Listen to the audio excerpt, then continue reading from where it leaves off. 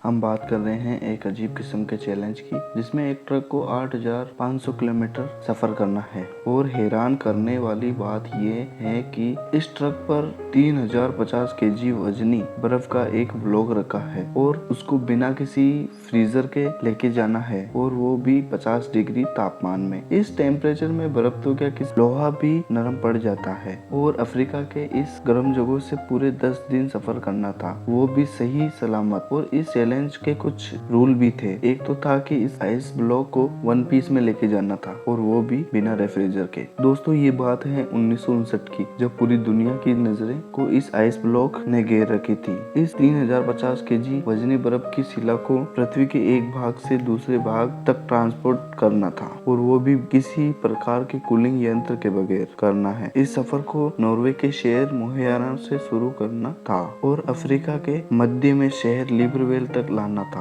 But आप सोच रहे हो कि आखिरकार ये क्यों किया जा रहा है, और इस बर्फ को मीलों दूर क्यों ले जाया जा रहा है? इस सारे मसले की जड़ थी एक रेडियो स्टेशन। ये मामला शुरू हुआ था कुछ ही महीने पहले, यानी कि 1958 में। लग्जमबर्ग जो यूरोप का एक देश था, जहाँ से एक फेमस रेडियो स्टेशन चलाया जाता था, सेम तुल्य एफएम रेडियो की तरह, जिसमें पूरी दुनिया के सारे सुनने वाली ऑडियंस को रेडियो लग्जमबर्ग की ओर से एक चैलेंज रखा गया था। चैलेंज ये था कि कोई भी आदमी 3,000 केजी आइस ब्लॉक को आर्कटिक रीजन से अफ्रीका तक लेके जाएगा तो उसको अच्छा खासा इनाम दिया जाएगा। और वो इनाम ये था कि पर केजी आइस पर 1 लाख फ्रेंचाइज देंगे, जो रेडियो लग्जमबर्ग की ओर से दिया जाना था, जो कि इंडियन रुपीज में आज के अनुसार 88,60,000 होते हैं। और पूरे टोटल ब्लॉक के 26,58,00,000 रुपए होते हैं, यानी कि 32,13,000 डॉलर के बराबर, जो वाकई में ही बहुत बड़ी रकम है। इस चैलेंज के कुछ ठोस रूल थे।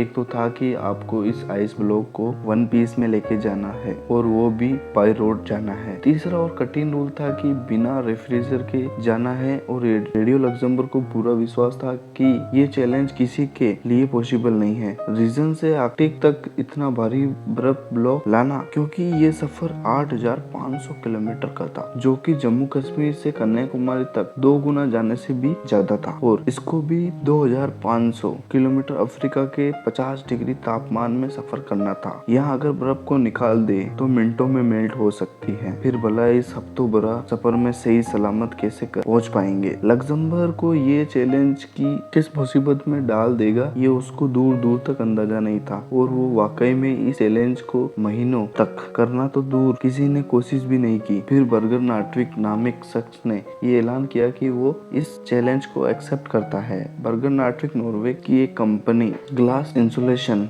कंपनी में मैनेजिंग डायरेक्टर थे। उनको अपनी कंपनी के मटेरियल पर विश्वास था, जिसका उपयोग करके ये चैलेंज पूरा कर सकता है, और इस भारी रकम से अपनी कंपनी और वर्कर के लिए अच्छा खासा पैसा इकट्ठा कर सकता है। और पूरी पृथ्वी पर बात फैल गई कि कोई एक आदमी है जो रेडियो लग्जमबर्ग का आइस चैलेंज को स्वीकार कर लिया है। इस काम को अंजाम देने के लिए नार्टविक ने एक ग्रुप बनाया था और काम का शुभारंभ कर दिया था, जिसकी वजह से अनेकों न्यूज़पेपर की ये हेडलाइन बन गई थी, और सारी मीडिया में नार्टविक के चर्चे होने लगे थे। अब तक की जो भी कोशिश की गई थी, सभी कोशिश को जब रेडियो लग्जमबर्ग को पता चली थी, तो उसको अपनी बड़ी पूंजी का नुकसान नजर आ रहा था। फिर उन्होंने चैलेंज को या अपने ऑफर को वापस ले लिया था, क्योंकि ग्लावा वोट और उनके डायरेक्टर काफी फेमस हो रहे थे। फिर भी चैलेंज खत्म के बावजूद भी नार्टविक ने इस मिशन को पूरा करने की ठान लिया, क्योंकि उनको मिल रही पब्लिसिटी से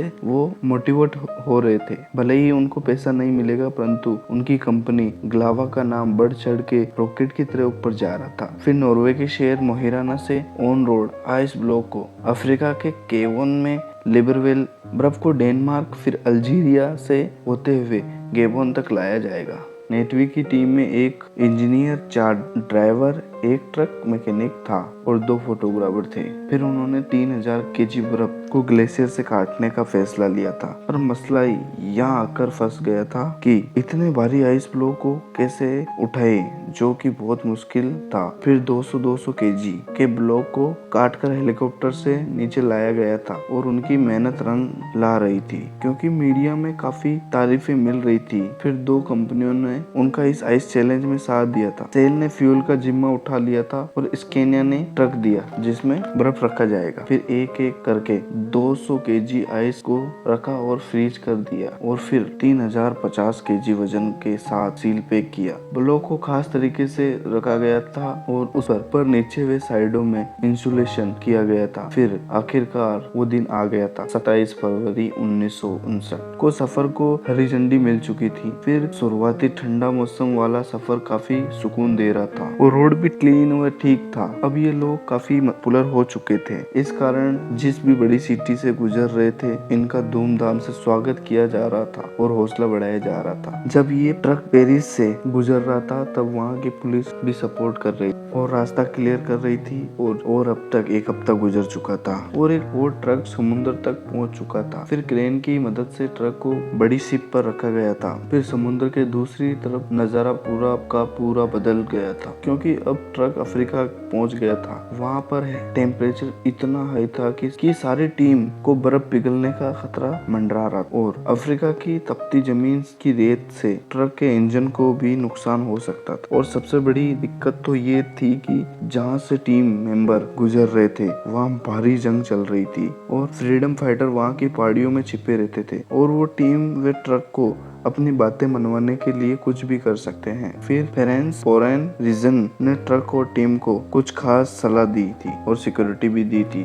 वे कहा कि कम से कम समय में यहाँ से गुजर जाना है, पर यहाँ के रास्ते बहुत खराब थे। इस कारण अफ्रीका की रेत में ट्रक बार बार फंस रहा था और जितनी उनको सफर खत्म करने की लग रही थी उतनी ही आपदा पैदा हो रही थी। जब ट्रक फंसता तो टीम को घंटे लग जाते थे ट्रक को निकालने के लिए। आइस चैलेंज का सफर उनके लिए आपदा बनता जा रहा था। एक तो फ्रीडम फाइटर और दूसरी ओर गर्मी का खौफ जो उनकी तबीयत खराब कर रहा था। सबसे बड़ी बात, बर्फ मेल्ट होना शुरू हो गई। अगर गलावा की टीम यहाँ फंस गई भी तो चैलेंज कंप्लीट नहीं कर पाएगी और बहुत दूर की ये बर्फ भी पिघल जाएगी। फिर उन्होंने वहाँ के रास्ते में चलने वाले जानवरों को बर्फ का पिघला हुआ पानी पिलाया था जो कि बहुत महंगा था और टीम की सारी रातें जमीन पर ही गुजरी थी और धीरे धीरे वो रास्ते को पीछे छोड़ते गए और वो इस शहर को पीछे छोड़ने में कामयाब हो गए थे और उनको बाकी की मंजिल भी काफी करीब दिख रही थी। दिन रात एक करके बाद में आखिरकार 28 दिन में ट्रक वे बचा हुआ आइस अफ्रीका के लिब्रविल पहुंच गया था। सबके दिमाग में चल रहा था कि आखिरकार कितना बर्फ बचा होगा। फिर कंटेनर को खोला गया था। फिर अंदर का नजारा देख हैरान रह गए थे कि और ना कोई यकीन कर रहे थे। जब बर्फ को नॉर्वे से रवाना किया तब आइस ब्लॉक का वजन 3050 केजी था, लेकिन पूरे 28 दिन के कठिन भरे सफर के बाद बर्फ का वजन 2714 केजी रह गया था जो कि 89% रह गया था। बाकी का 336 केजी मेल्ट हो गया था और वो भी 1 पीस में ही था। हालांकि रेडियो लग्जमबर्ग चैलेंज से मुकर गया था पर ये चैलेंज पूरी तरह सफल रहा और उस बर्फ को वहाँ के लोगों में बांट दिया था जो कि उनके लोगों के लिए जो कि उन लोगों ने कभी नहीं देखी थी। नाटवी को पैसा तो नहीं मिला पर उनकी कंपनी को मिली पब्लिसिटी से कंपनी की शेल में बढ़ोतरी आई थी और ग्लावा फोर्ट आज भी ग्लावा के नाम से चलती है। ये कंपनी 1959 के बाद बहुत सारी उपलब्धियां हासिल कर रही है। उम्मीद है ये वीडियो आपको बहुत अच्छी लगी होगी। जय हिंद, जय भारत।